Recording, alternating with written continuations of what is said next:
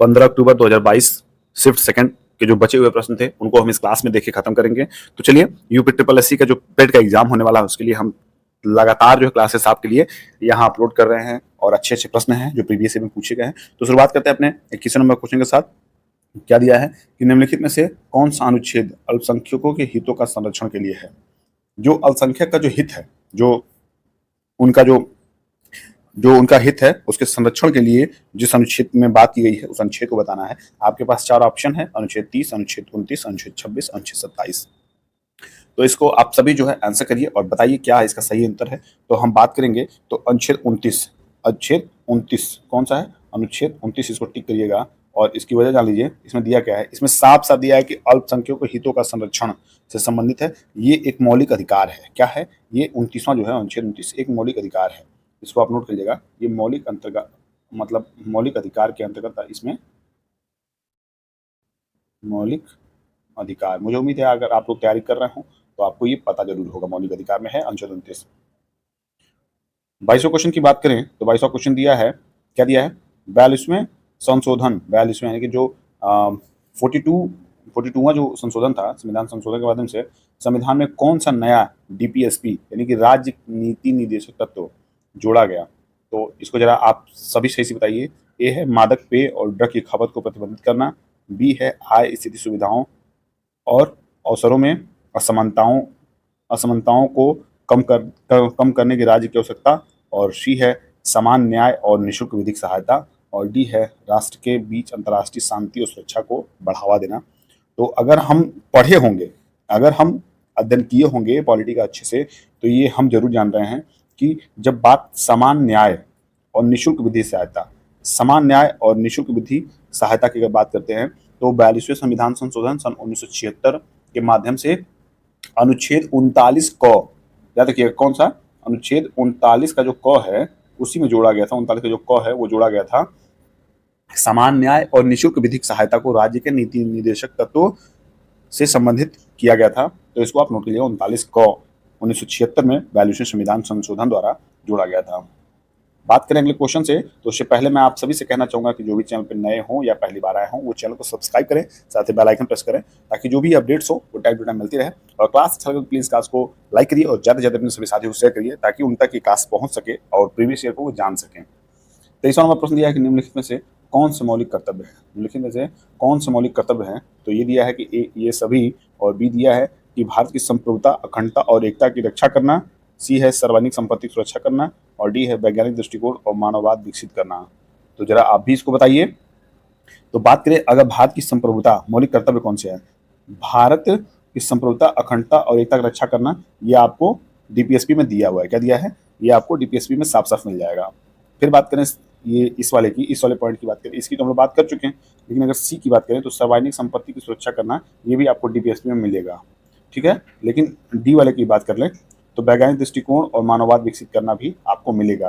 तो it means आपके ये सभी इसमें जो हैं ये सही हो जाएंगे, ए वाला ऑप्शन जो है ए सभी।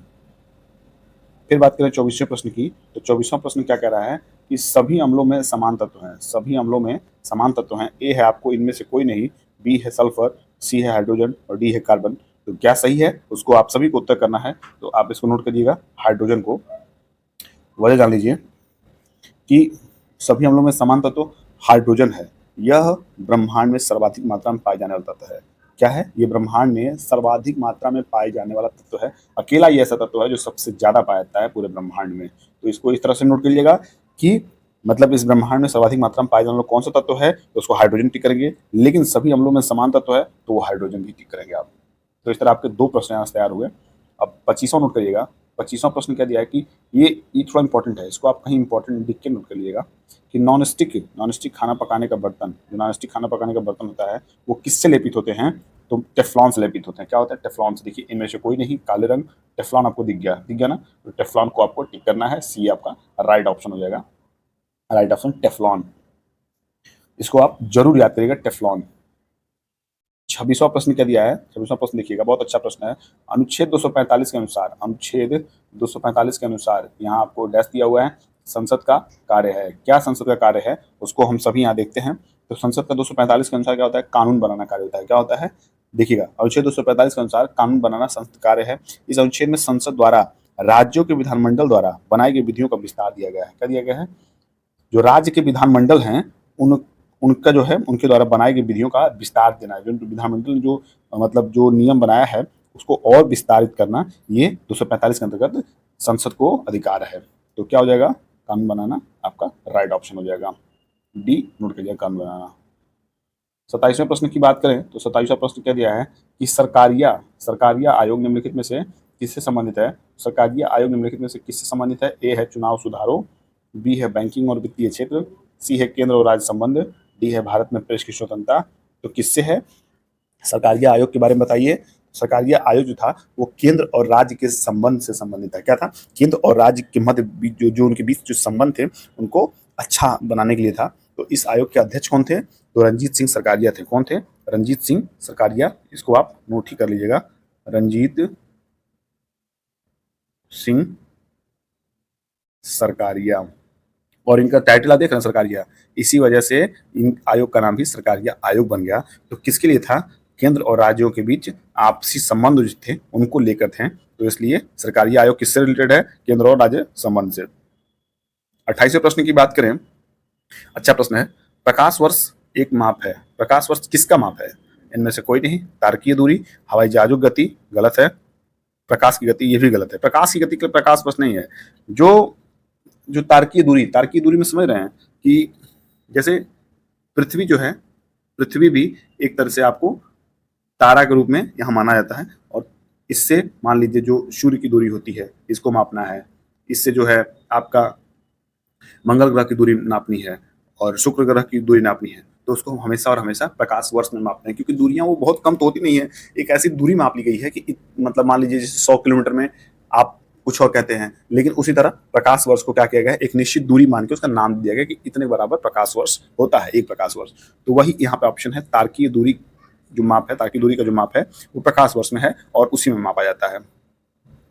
29वें प्रश्न की बात करें, 29वां प्रश्न क्या दिया है? दिया है आपका कि निम्नलिखित में से, देखिए क्वेश्चन, निम्नलिखित में से कौन सा सबसे बुद्धिमान स्तनधारी है? स्तनधारी की अगर बात आती है तो स्तनधारी में आपको ऑप्शन में देखना पड़ेगा कि स्तनधारी है कि नहीं है।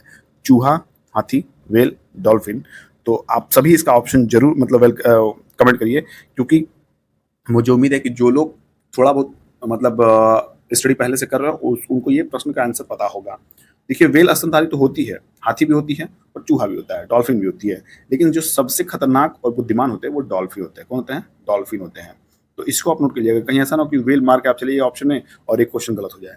तो ऐसा आपको बिल्कुल नहीं करना है, आपको डॉल्फिन जो है वो टिक करना है, क्योंकि डॉल्फिन भी स्तनधारी है और सबसे बुद्धिमान स्तनधारी है। बात करेंगे इस क्लास के लास्ट क्वेश्चन की और तीसरे क्वेश्चन की, और आपका जो 15 अक्टूबर 2022 का एग्जाम जो हुआ था उसका ये लास्ट क्वेश्चन है।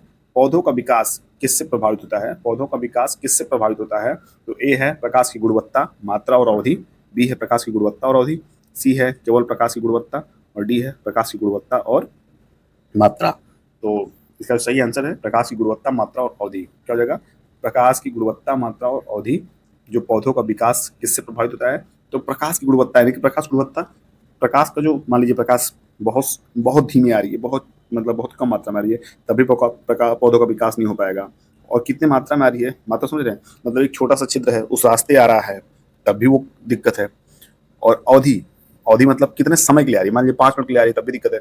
उसको भरपूर चाहिए। जैसे एक पौधे के लिए क्या होता है कि सुबह से शाम तक की जो धूप है वो लगनी एक तरह से मुख्य रूप से आवश्यक है, क्योंकि जो नेचर है वो नेचर के वो अगेंस्ट आप जाएंगे तो वो चीज़ें गलत होगी। और पौधे के विकास में सबसे अच्छा होता है प्रकाश। पानी मिट्टी आप जो दीजिए, लेकिन प्रकाश है, प्रकाश की गुणवत्ता में कोई कमी नहीं होनी चाहिए। इट मीन्स जो प्रकाश की गुणवत्ता है वो अच्छी होनी चाहिए, मतलब पूरे वहाँ कोई रुकावट नहीं होनी चाहिए, किसी द्वारा प्रकाश को रोका जाना नहीं चाहिए। और मात्रा, मात्रा मतलब भरपूर मात्रा में, यानी कि चारों तरफ से अगर कुछ लगा नहीं है, कुछ खुला है एकदम, सब तरफ से पेड़ खाली मैदान में है, तब वो पेड़ का अच्छा विकास होगा। और अवधि मतलब सुबह से शाम तक अगर धूप उसे मिल रही है तो ये उस पौधे के लिए बहुत ही अच्छा होगा। जो इस प्रश्न में दिया गया उसको मैं ओपन तरीके से बताया हूँ। और जो सबसे जरूरी वो प्रकाश इसको अनिवार्य है। तो इस क्वेश्चन को हम अच्छे से देखें और इस क्लास को बहुत अच्छे से देखें। तो जैसा क्लास लगा हो प्लीज़ क्लास को कमेंट करके बताइए, लाइक करिए और ज़्यादा से ज़्यादा अपने सभी साथियों को शेयर करिए। तो ये क्लास यही समाप्त होता है। तब आपको मैं फिर से कहूँगा कि जितने मैं क्लास दे रहा हूँ उनको आप रेगुलर बेसिस पे आप उसका अध्ययन करिए। उसमें आप एक ही क्वेश्चन जो है उसको आप नोट डाउन करिए, पढ़िए, फिर से उसको पढ़िए। दिक्कत हो रही है फिर आप कमेंट करिए, उसको मैं फिर से समझाऊँगा।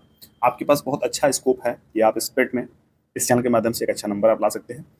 तो उसको ज़मीन पे उतारिए, करिए उसको उस चीज़ को। मेरी तरफ से शुभकामनाएँ आपको और इस क्लास को यहीं समाप्त करते हैं।